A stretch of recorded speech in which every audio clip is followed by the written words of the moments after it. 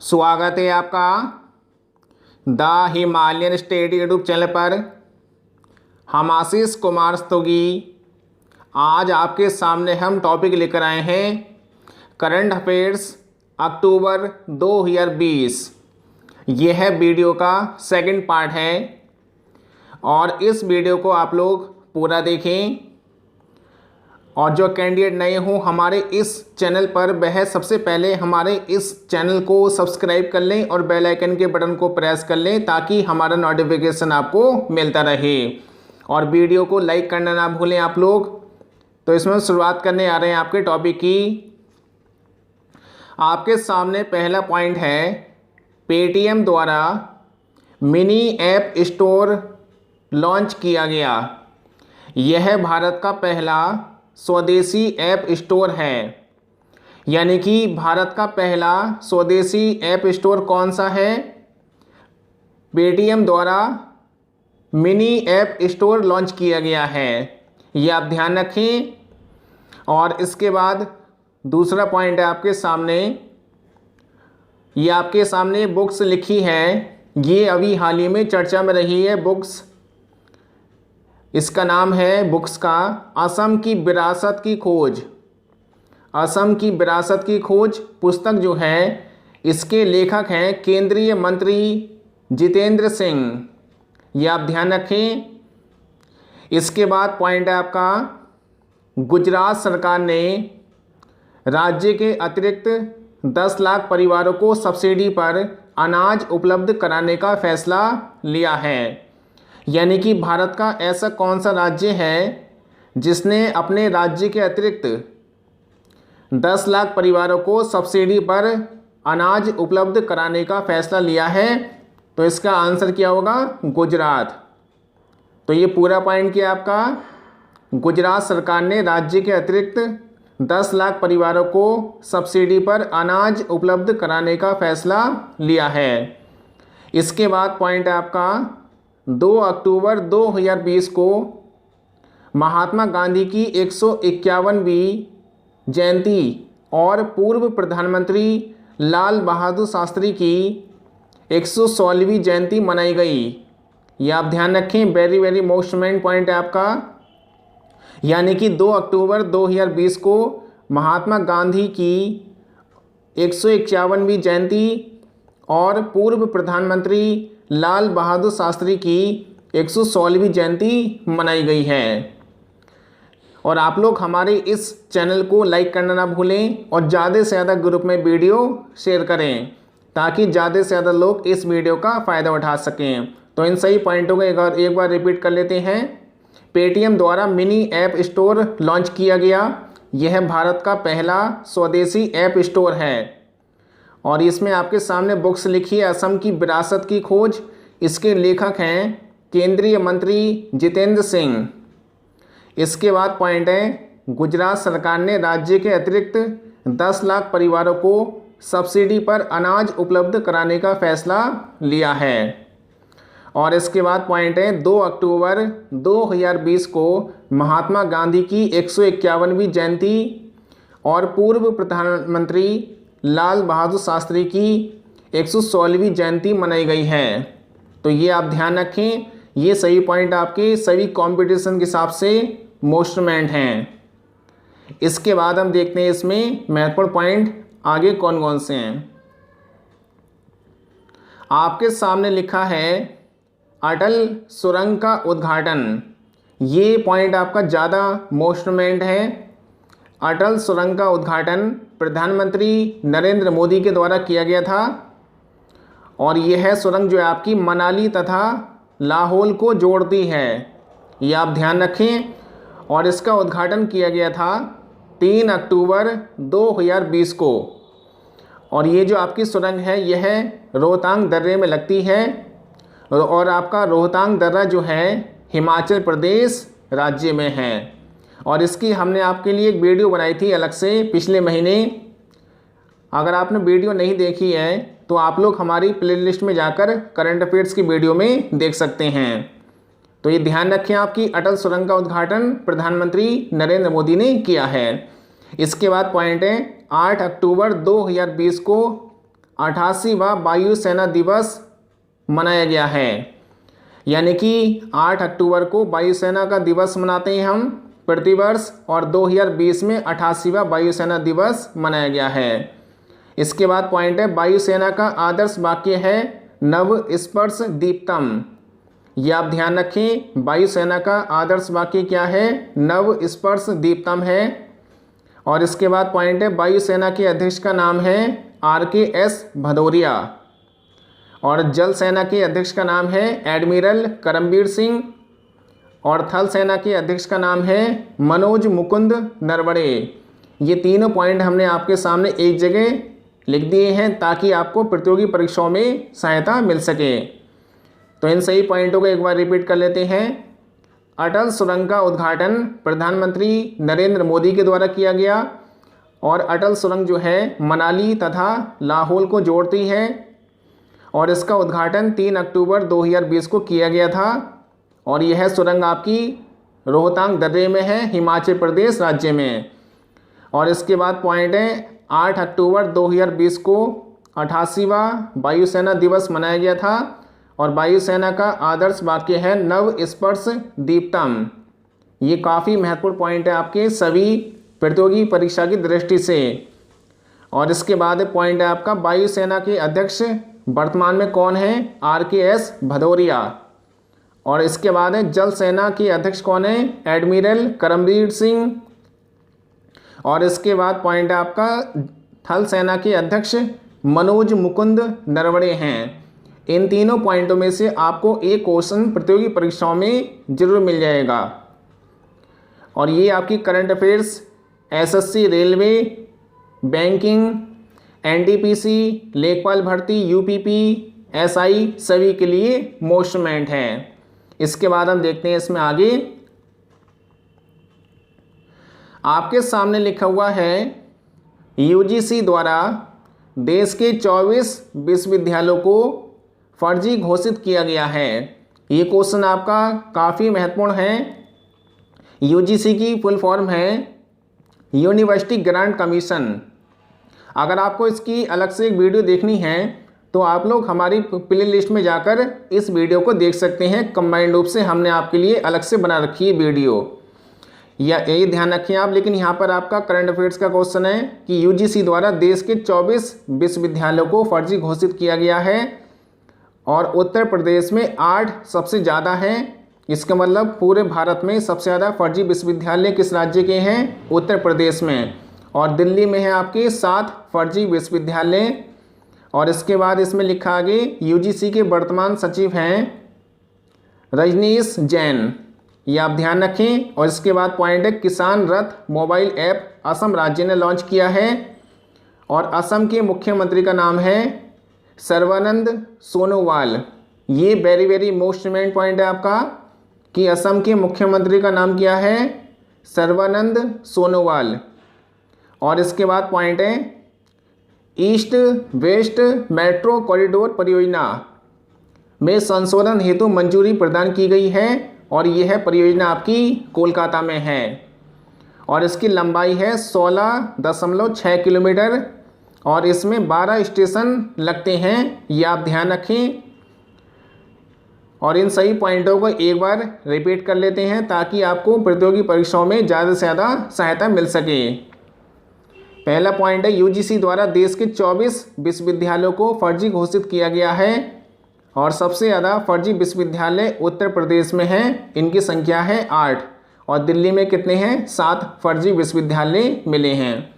और UGC के वर्तमान सचिव हैं रजनीश जैन। और इसके बाद पॉइंट है किसान रथ मोबाइल ऐप लॉन्च करने वाला राज्य है असम, और असम के मुख्यमंत्री का नाम है सर्बानंद सोनोवाल।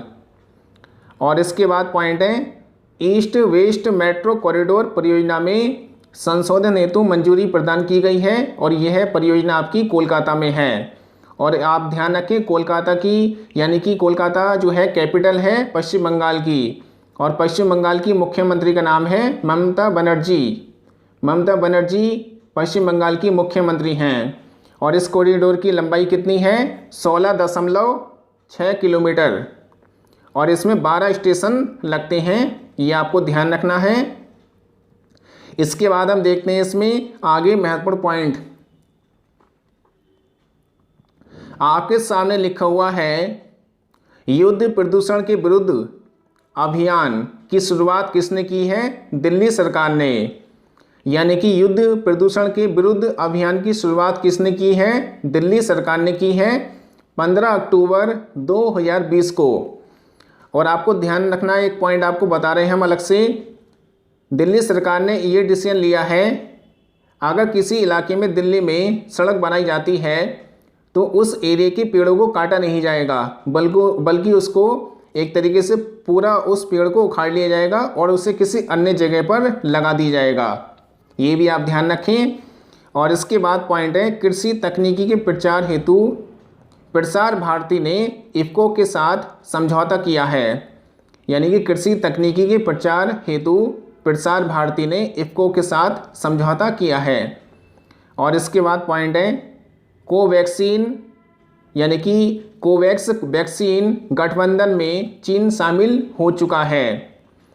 ये आप ध्यान रखें, अभी हाल ही में कौन सा देश शामिल हुआ है? कोवैक्स वैक्सीन गठबंधन में चीन देश को शामिल किया गया है और इससे पहले अमेरिका और रूस इसमें शामिल थे।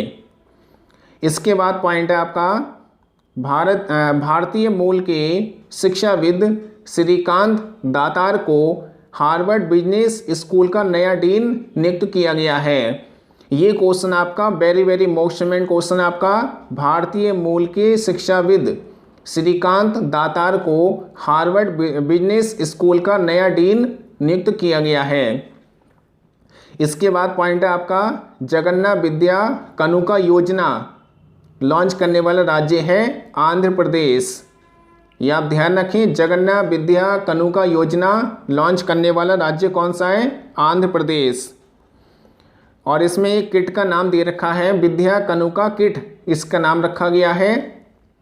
तो इन सही पॉइंटों को एक बार रिपीट कर लेते हैं। युद्ध प्रदूषण के विरुद्ध अभियान की शुरुआत दिल्ली सरकार ने की है 15 अक्टूबर 2020 को।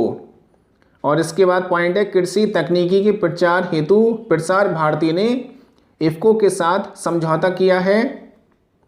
और इसके बाद पॉइंट है कोवैक्स वैक्सीन गठबंधन में चीन को शामिल किया गया है और इससे पूर्व अमेरिका और रूस इसमें शामिल थे।